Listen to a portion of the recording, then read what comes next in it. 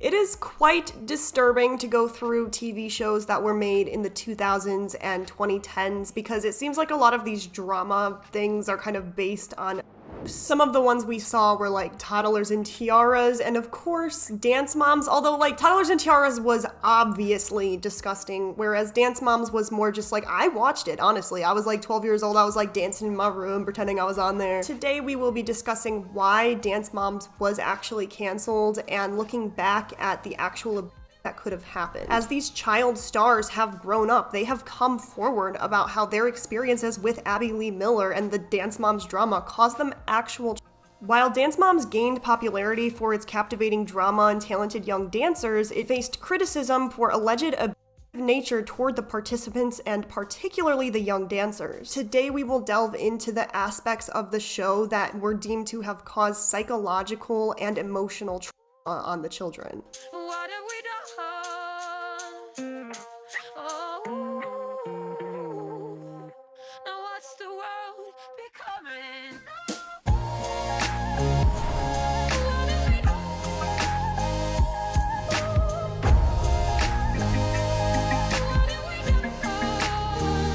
Dance Moms is a competitive dance show about these young girls who go to weekly dance competitions. Abby Lee Miller runs the Abby Lee Dance Company in Pittsburgh, which she started when she was 14. Miller is a notoriously demanding and passionate instructor, but she has competition in the area of being demanding from her students' mothers, as featured in the docuseries. The series highlights the highs and lows of the competitive dance season as the dancers pursue the ultimate national dance title. Miller instructs her students while dealing with the over-the-top mothers who go to great lengths to help their children's dreams. During the season, you were able to see these children go through intense pressure for the show focused on competitive dance. There was a high-stress environment of going to school and then straight after 6 days a week dance classes. There was verbal and emotional abuse. Abby Lee Miller was known for her harsh teaching style, often making hurtful comments towards the young dancers. This form of verbal and emotional abuse had a profound impact on the self-esteem and confidence of the children. There was unhealthy competition. The constant comparison between the dancers and the emphasis on winning created unhealthy and competitive environments. This competition could lead to feelings of jealousy, resentment, and inadequacy among the dancers, fostering a toxic atmosphere. The show did not adequately address the emotional needs of the young dancers. The pressure to succeed in the emotionally charged atmosphere left little room for the dancers to express their feelings and seek support. The children also had a sacrifice of childhood. The demanding schedules and commitments to the show led the young dancers to sacrifice their regular childhood experiences such as playtime, school activities, and free time. It became apparent that their pursuit for excellence in dance came at a major cost. Let's talk about Abby Lee Miller. Abby is known for her demanding and sometimes harsh teaching style. She was often seen pushing other students to their limits. While discipline is essential in dance training, critics argue that her verbal and emotional approach crossed a line into potentially harmful territory.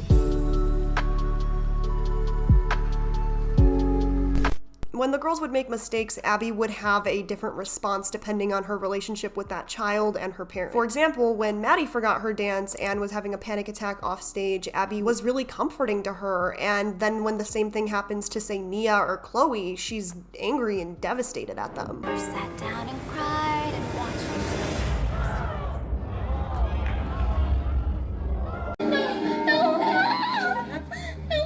Abby's gonna freak out on me. I wanna go again. She thinks you hate her. Aw, see, she thinks you hate her. See, I told you she doesn't hate you.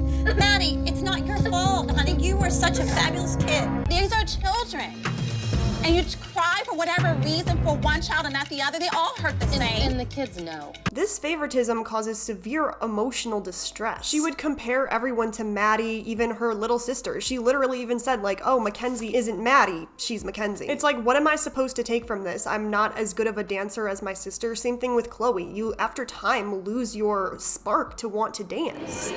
Saying things about me, and the only reason I won is because I danced a half an hour before awards, and that judges are delirious by that point. And if I would have competed right after Maddie would have won. You, girl in the front, move over to the right. You shouldn't be center.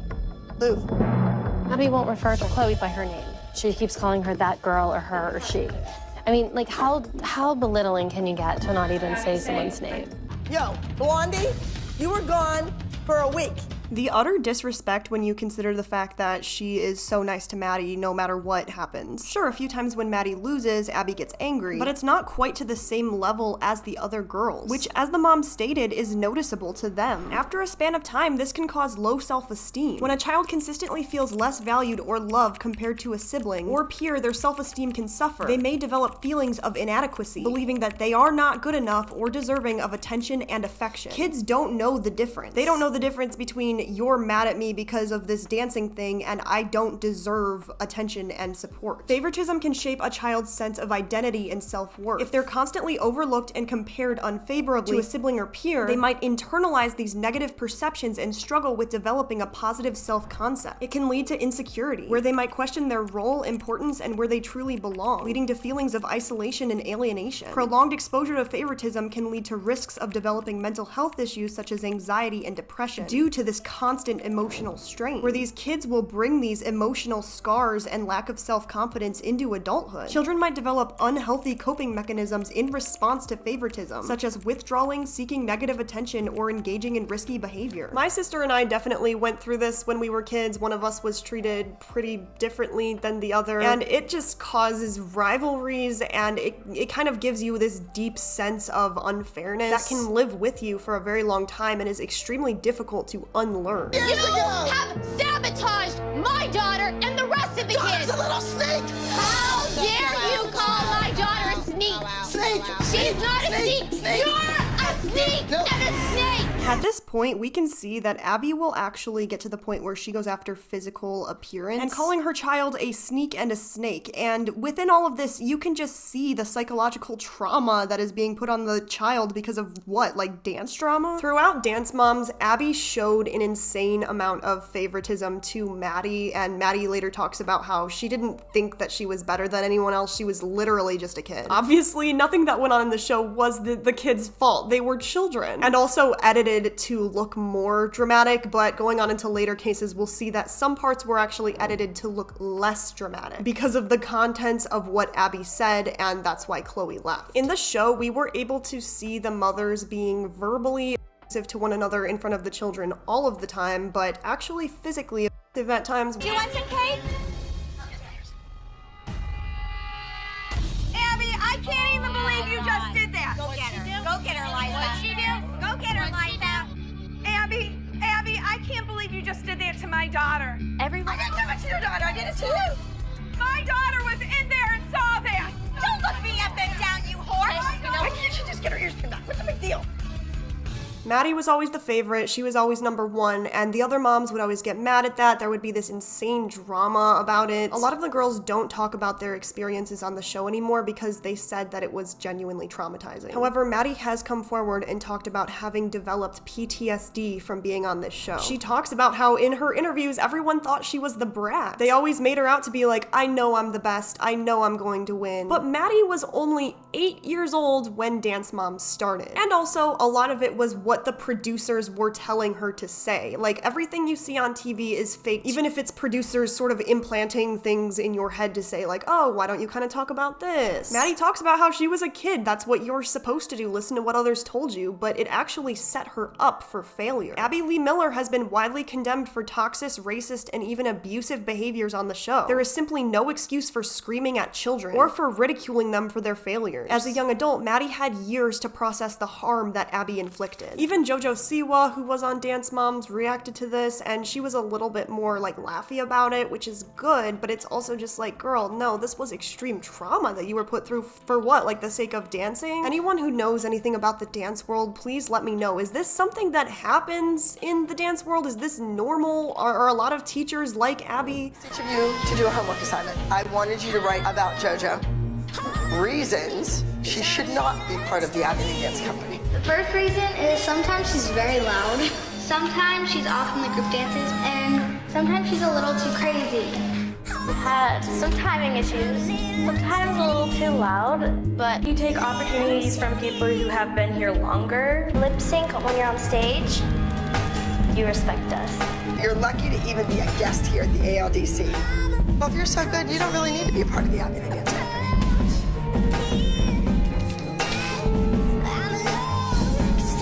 She deserves nothing. attitude that you are entitled in this world. You are not.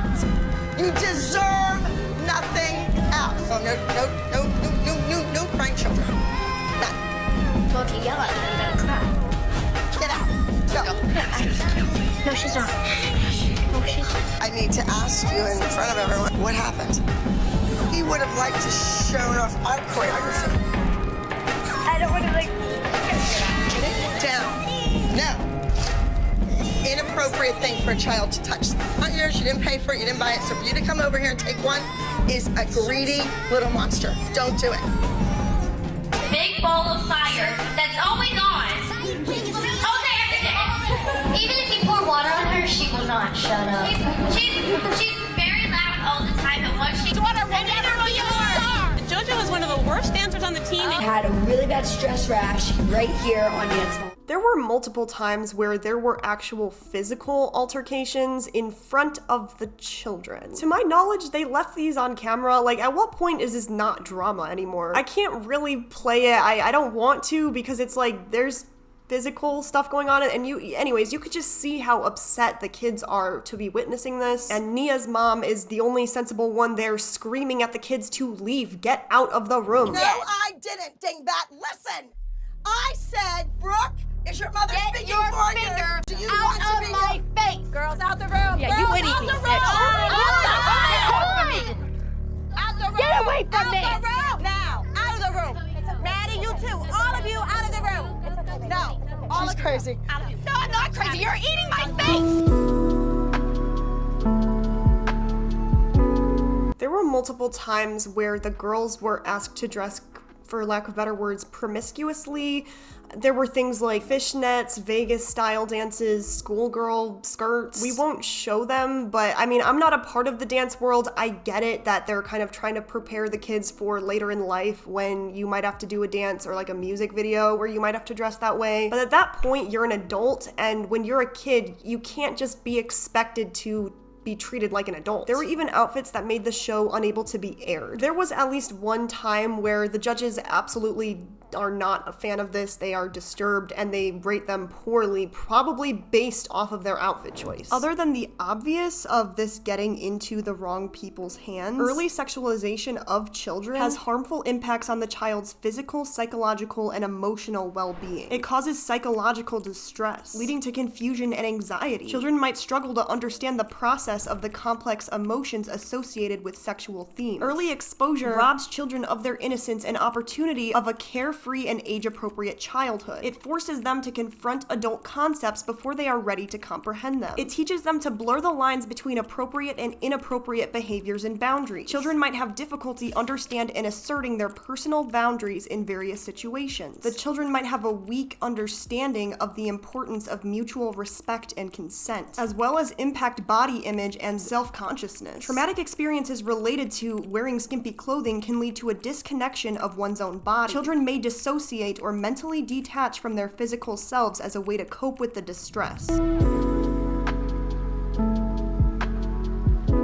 Watching this show back, I could be wrong, but I feel like it kind of dances around racism. There was a POC named Cameron on the show, and her mother came out to talk about her experience with Abby, which is allegedly what made the show end. I recently posted on my Facebook that racism is something that I cannot agree on and still be friends, which in turn is why we are not friends. A statement from her that sticks in my mind to this day during my time on Dance Mom Season 8 is, "I know you grew up in the hood with a box of 8 crayons, but I grew up in the country club with a box of 64. Don't be stupid." This, my friends, is not something or a statement that can be Googled. Ask yourself, what does that mean? This shows me that you think that you are better than me and you are higher in rank and altogether superior to me. This to me shows that you don't give an F about me or where I came from. Cam told me she heard, quote, "They need a sprinkle of color." Poor baby. My last interview, I was asked by my producer, "So how did all of that make you feel?" As tears stream down my face, I look over at my 7-year-old and back at the camera and say, "This is my everyday life as a black woman. This is nothing new to me, but what I'm not going to have happen is this racist person have any part of my daughter's life as of this moment. My producer said, I need you to be okay with leaving. At that moment, I knew that it was more important for me to show my daughter that she has to stand up for what's right and not care about anything else. But in that interview, my 7-year-old cried like a grown black woman and stood up and said, Mom, I understand. It's not right and I want to go home too. People need to be held accountable, not just for the injustices, but also for being a closet racist. Producers only have so much control over what a person says. Anything outside of what is free will. Today, I am tired of being silent because of a contract.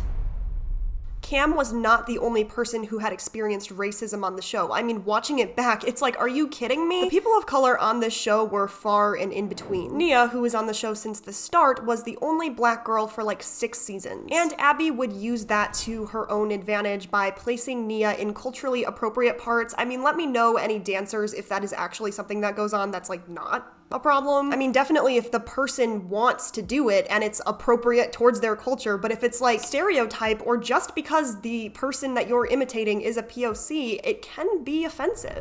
And I'm trying to train her so that when casting call says ethnic, she can do all of the dances correctly. All right, Nia, you're gonna put this on first, sweetie. The costume is darling. It's really like a satire on the drag queen image.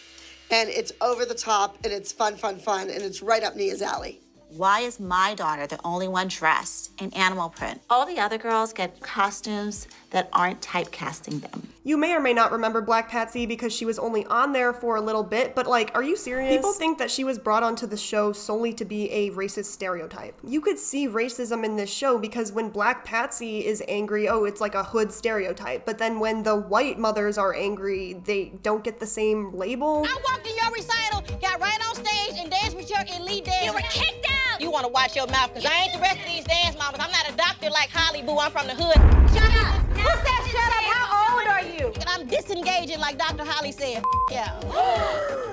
In season 3, Abby did a performance that was dedicated to Rosa Parks. Nia was the only black girl on the show, and yet Abby was like, we're gonna see who's gonna play that part of Rosa Parks, just to give Nia a little bit of competition. Children who have experienced racism during childhood can have lack of identity and self-esteem. Discriminatory comments, stereotypes, or exclusion can lead to feelings of shame, inferiority, and self-doubt. Being subjected to racism can make a child feel isolated and disconnected from their peers and society. Children subjected to racism may internalize negative stereotypes, believing them to be true. This can lead to self-doubt and self-criticism, as well as negative self-image. The trauma of racism during childhood can persist into adulthood, impacting mental health, self-esteem, and life choices. The effects may require ongoing therapy and support to address and manage. The moms were often talking about, and for my opinion, I kind of think that she did give certain dancers worse choreography, worse music, because she needed to put all of her eggs in one basket. The first person on top of the pyramid is Maddie. And the second person on top of the pyramid is also Maddie. The moms, they're jealous of Maddie. This is Maddie's time to shine, and they don't understand that. So vehemently jealous of Maddie, it's sickening. This is not going to be another year of Maddie working her butt off and you all sitting around. They worked a little bit harder. Maddie worked a whole lot harder. Unhealthy competition is very bad for children because it can make them have a fear of failure, making them overly cautious and hesitant to take risks. When competition becomes the primary focus, children may lose sight of the joy and motivation in their activities. Hobbies and interests can become the source of stress rather than the source of enjoyment. It can also lead to burnout and mental exhaustion. This can impact an individual's ability to collaborate later on in life and maintain healthy relationships, as well as handle stress effectively. Unhealthy competition prioritizes winning above all else. Something I actually didn't know, even though I watched Dance Moms, is that Chloe has a lazy eye, and in this clip, people think that Abby actually told her to get her eye fixed, but it was so offensive that they had to change it. Your kid's washed up. How dare you? Do you know anything about that kid? No! But it's like, this is clear bullying behavior. I don't know exactly who there is to blame in this situation, whether it should be Abby, whether it should be the producers, the moms for letting their kids be on the show, or whether it was a combination. It doesn't matter because these things still happened and it's still being watched. How would you feel if your childhood trauma was made for TV entertainment? I don't know whether the moms thought that this was such an opportunity, but it was worth it, or they were just like living in an abusive situation they didn't know how to get out of. But I mean, yeah, they were in a contract, but isn't there a way to get out of it when there's this clear, visible abuse happening? It is essential to reflect on the concerns raised about this show's potentially abusive nature towards the young dancers. While the show offered entertainment and a glimpse into the competitive dance world, it also faced criticism for its portrayal of emotionally charged situations that could impact the well-being of the participants. I hope that this raises awareness and open discussion about the well-being of children on reality TV shows, kind of like the same as family vlogging, you know what I mean? These are children. It is important to learn from our mistakes so that we don't repeat history. What do you guys think? Make sure to comment below. It helps with the algorithm. Give this video a thumbs up and subscribe. Turn the bell on. I would appreciate it. Thank you so much to each and every one of my members. I appreciate each and every one of you. It means the world to me. I hope everybody has a good day, night, whatever the case may be, and peace out.